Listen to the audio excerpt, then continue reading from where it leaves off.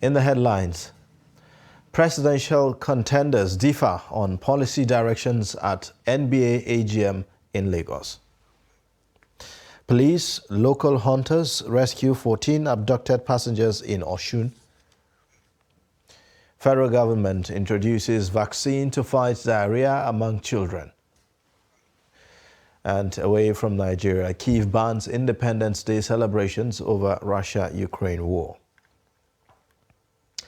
Hello and welcome to Trust News Update. I am Ayuba Ilya. Thank you for joining.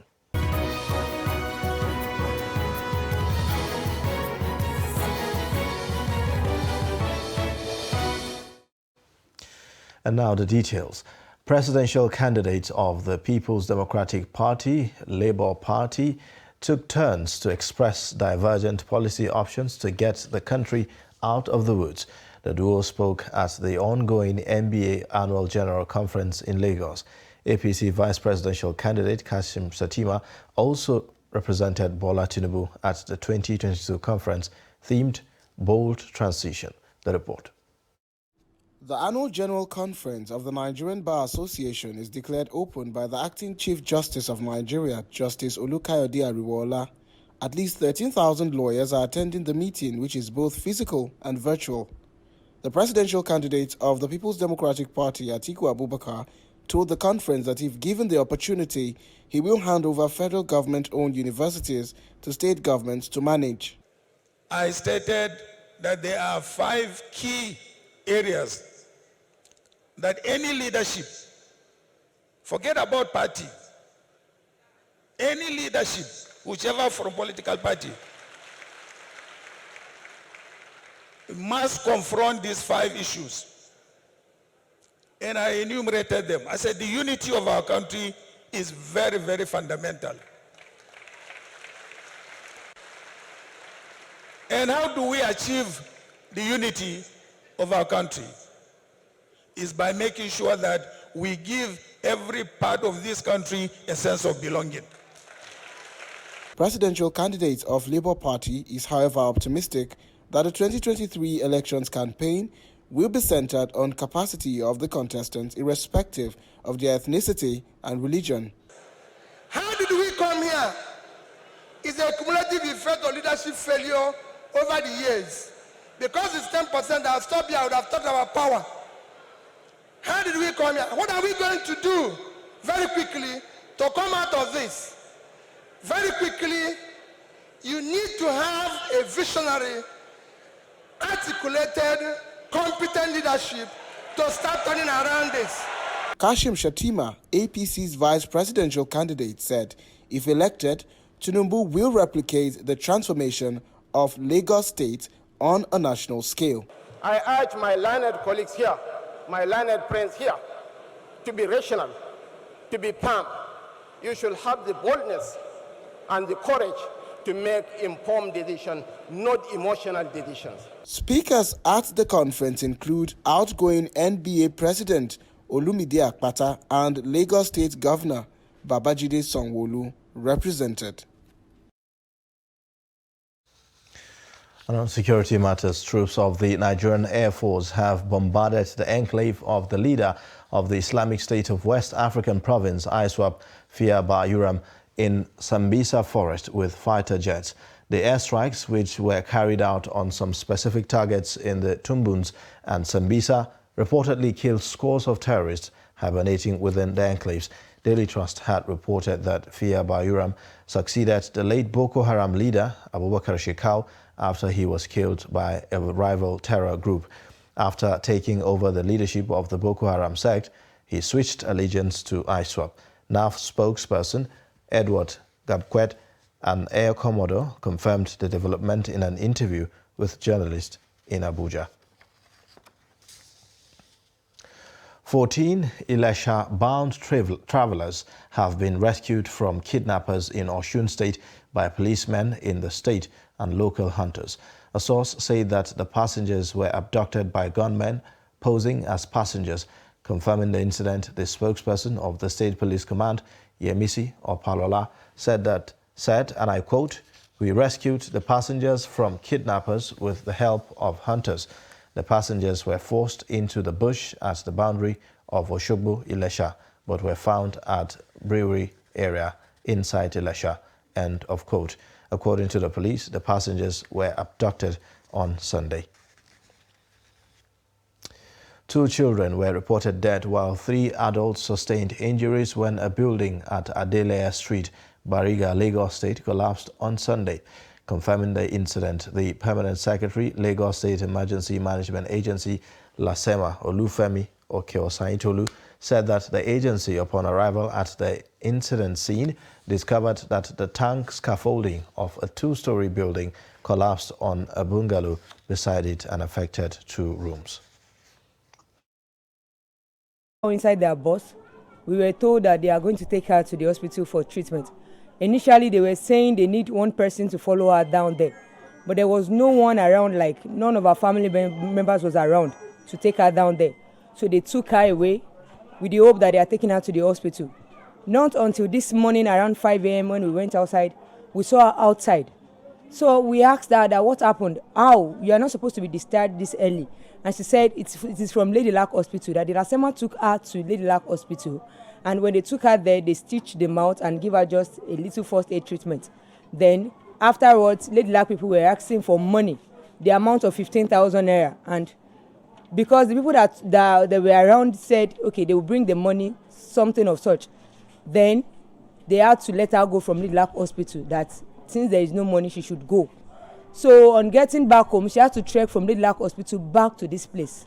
So we don't understand the reason why Lasema people would take her from here and go and deposit her at Lady Luck Hospital without no proper attention. We don't understand. Residents of Owerri, the Imo State capital, say that they are gradually defying the Monday sit-at-home order because of its adverse effect on the state's economy. They stated this while speaking to newsmen who monitored activities in the state capital. The report. The Monday sit-at-home in the southeast may gradually become a thing of the past. This follows the fact that businesses in Owerri, the Imo State capital, commenced on Monday, which was not the case in the last 1 year. Residents describe the sit-at-home as a threat to businesses that are struggling to survive. It's affecting us, to be sincere. Are you getting me? It's affecting us. And it is because of all this, our leaders not doing the right thing. That is the reason why you find people, people trying to show, their anger. Imo State is part of the Niger Delta State. I hope you know that, one of the oil producing states. You understand? And the people of the state, particularly people from that oil producing area, they are not even benefiting from the government. Although some residents were carrying out their regular businesses, other shops, business premises and schools are still under lock and key in major areas like Wedrell Road, Douglas Road and the Relief Market. Residents, however, decry the negative effect of this exercise on their businesses, the state's economy and the nation at large. When we talk about the Monday sit-at-home, if we talk about that, we have stayed close to 1 year now where we started this sit-at-home order. If you check economically, we are the one losing. Those people up there, they are busy embezzling our money. We say we are sitting at home and we are wasting time. I think it's very, very bad for businesses, for every business, for schools in particular.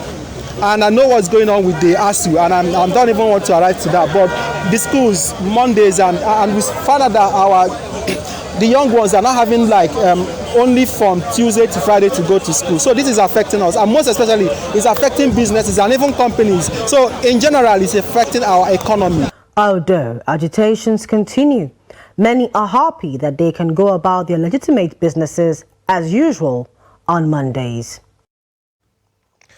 The need for social media supporters of different political parties and candidates to restrict themselves to issue-based campaigns ahead of the 2023 election has again been emphasized. This comes as politicians brace up for the official commencement of campaigns in September. In Makurdi, the Benue State capital, Residents have raised concern over political bickering and smear campaigns by social media handlers.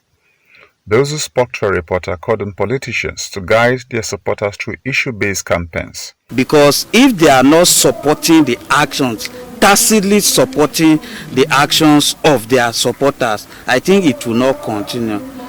Because the leaders are actually a reflection of their followers. So I think they have a big role to play in calling their media handlers, image makers, and so, as well as their supporters to order.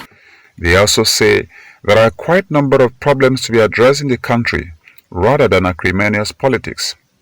While insisting that Nigeria's democracy has come of age for politicians to adopt best practices as sustainable in mature democracies, residents want supporters focus on issues clogging the wheel of progress in the nation instead of acrimonious politicking. So we need people who can come up with new ways of settling our problems. That's what needed to have been done. Unfortunately, this is not the case. What we have now is political parties, their candidates and supporters running down on others, their opponents. Because you have even the constitutional powers allows you to recall any person that is not really working for the interests of the people who voted them into office. So it's a constitutional right that we have to look towards activating that aspect of the law too. You know, anybody who feels he occupies any public office and he's not really ready to hear the cries of the people that voted him or his constituents, I think they have the powers to challenge him so that he will come back to order. Attacks on individual candidates rather than issues have dominated the social media space, with supporters of candidates overheating the polity, even with a ban on campaign by political parties yet to be lifted. Still on political matters, political party leaders in Katsina are worried about the large number of uncollected permanent voters' cards at the offices of the Independent National Electoral Commission. Governorship candidate of Accord Party in Katsina State, Muhammad Barau, wants political parties to mobilize followers to collect their PVCs ahead of the 2023 general elections. Abdullahi Ahmadi has more. The Accord Party governorship candidate says people are not collecting their PVCs because of government's failure to fulfill its campaign promises to the electorate. The electorate have lost confidence and hope in the people in authority and are afraid to sacrifice their time and energy to elect another set of leaders who will not be concerned about their plight. People like us were made to move into this issue of politics for the fact that we have seen that the situation is bad. And I'm sure almost all of us are aware that the situation in this country is so bad, just like you said, security-wise, economic-wise, and many other issues. So the truth of the matter is, this is the only one's chance to come out and vote for the person that he feels can do it. The truth of the matter is that we have had these challenges even during the registration exercise. Accord Party in particular, we gave support by trying to sponsor some people to go to the INEC headquarters and register their votes. We are also ensuring that they are going back to collect their PVCs. The Accord Party candidate is saying he has a lot of new things he will do differently to salvage people of Katsina State from the hands of terrorists and other criminal elements. This will usher in new lease of life and inject love, togetherness and unity of purpose that will further bring all people of the state under one umbrella to chart a course for unprecedented socio-economic development. And the situation I'm looking at, Katsina State that is blessed with so many intelligent persons, professors, doctors, why should we be having challenges when it comes to administration?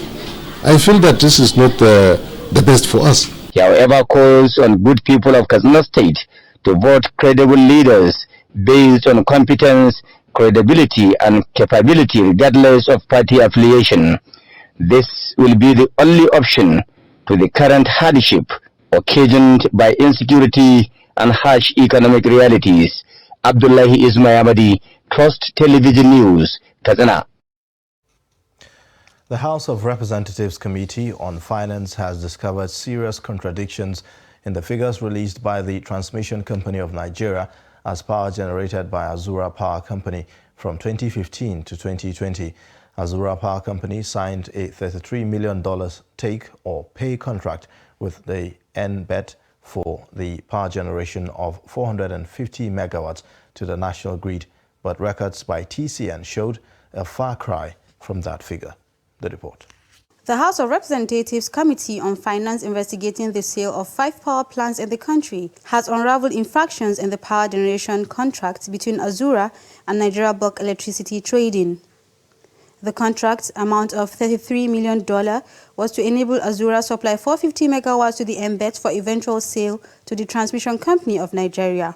But the committee, however, discovered serious infractions in the amount of energy generated by Azura monthly in contrast to the 450 megawatts expected.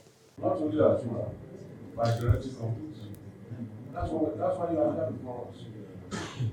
NBET was here on Friday, and they will still be here tomorrow or tomorrow too. So it's not closed.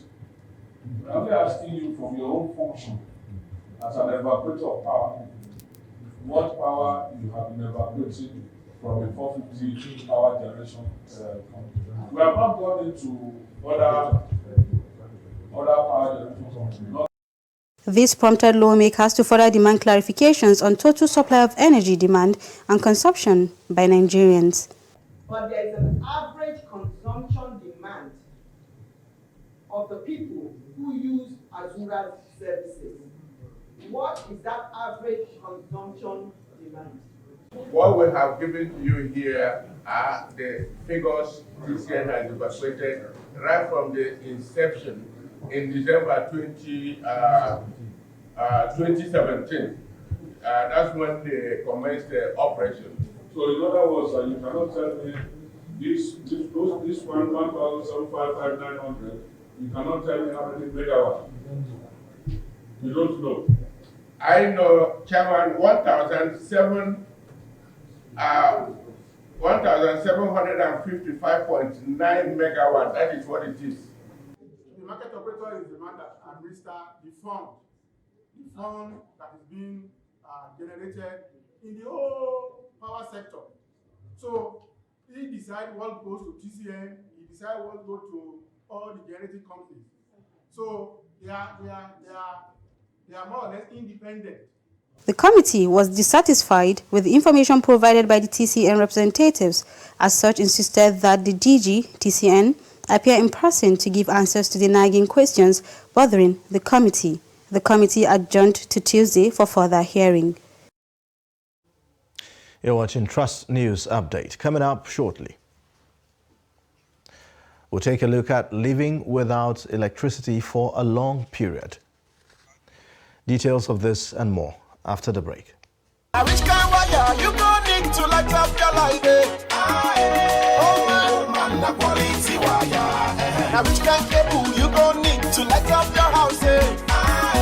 Oh man, the quality cable. Coleman quality.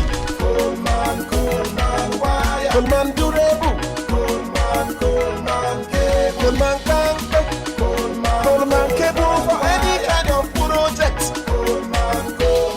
Come and be the come and see, come and see. Come and be the Coleman won't light up your life. Come and be the come and see. Come and be the COLEMAN. Quality, quality. Durable. Now come and be the Baba.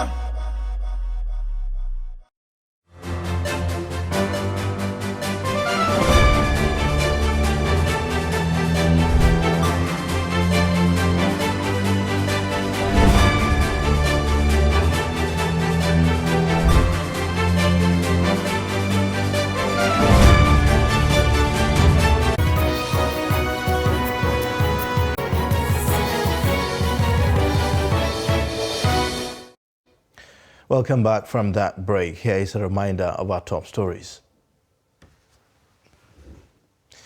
Presidential contenders differ on policy directions at NBA AGM in Lagos. Police hunters rescue 14 abducted passengers in Osun. In other news, the need to administer vaccines that will prevent diseases, specifically in children, has again been reiterated at the flag off of the African Vaccination Week in Abuja. At the commemorative event, the federal government introduced the Rotavirus Vaccine into the country's expanded program on immunization as part of the week-long activity. Trust TV's Aisha Salihu was there. Strengthening routine immunization helps prevent and reduce mortality and morbidity rate of diseases such as rotavirus, a leading cause of severe diarrhea in young children.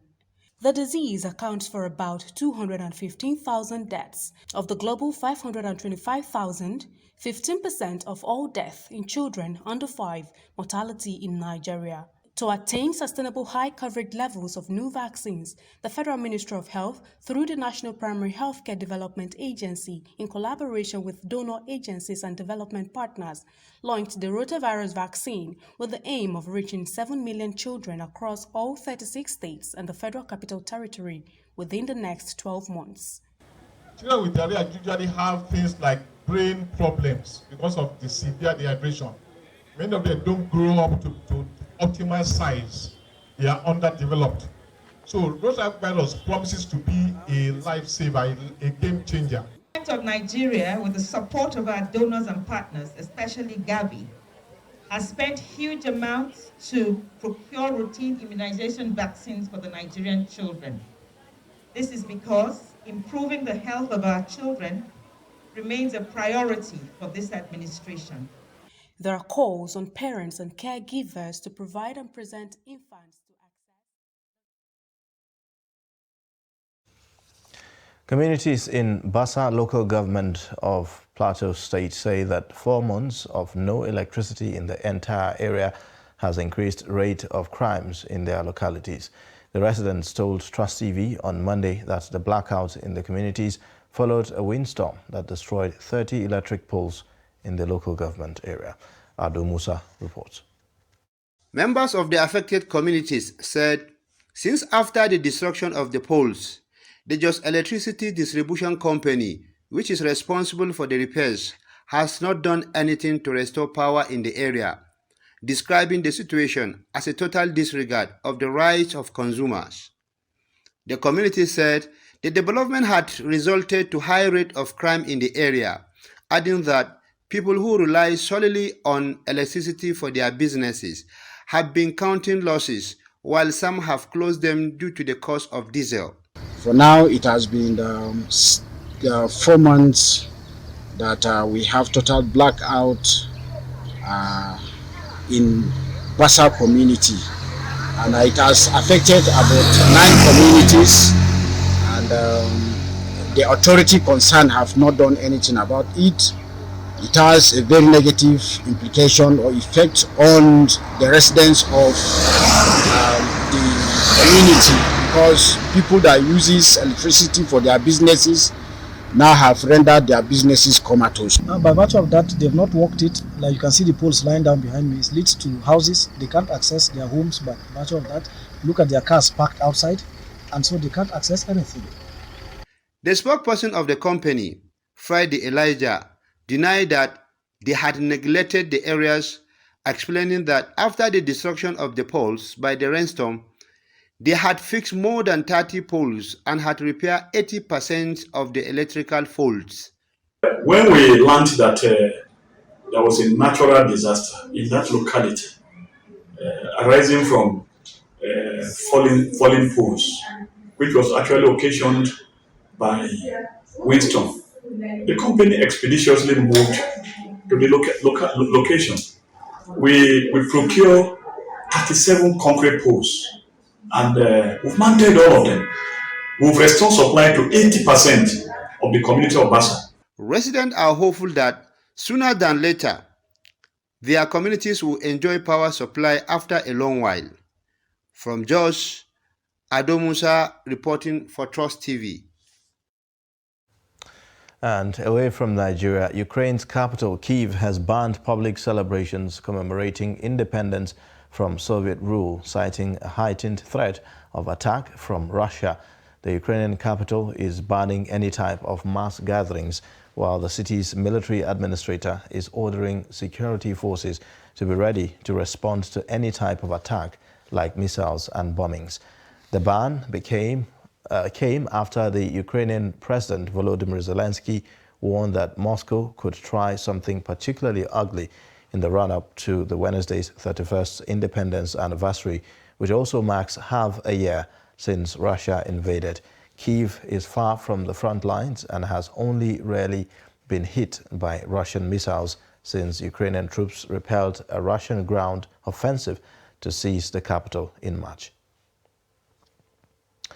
Still on the foreign scene, Australia's Prime Minister Anthony Albanese has announced an independent inquiry into his predecessor Scott Morrison's secret appointment to multiple ministries during the COVID-19 pandemic. Albanese announced the move on Tuesday after Solicitor General Stephen Donoghue concluded that while Morrison's appointments were legal, they fundamentally undermined responsible government. Morrison, who lost his seat at the general election in May, has faced a barrage of criticism from the Labour government and his own party after it was revealed that he was secretly sworn into ministries without telling Parliament or his cabinet. In the written advice, the Solicitor General was critical that the public and Parliament were not informed of Morrison's appointment to the ministries. And in sports news, Manchester United produced an outstanding display to defeat Liverpool and give manager Erik ten Hag his first Premier League victory at a thunderous Old Trafford. Ten Hag took the bold decision to drop captain Harry Maguire and Cristiano Ronaldo and was rewarded with a performance that lifted the mood of crisis around Manchester United and Liverpool, still searching for a first win of the season. Jadon Sancho showed superb control and composure to deservedly put United in front after 16 minutes before Marcus Rashford raced clear to beat Alisson. And that's a wrap on Trust News Update. You can watch more via all our social media platforms, and also don't forget to subscribe to our YouTube channel to watch live. I am Ayuba Ilya. Thank you for watching.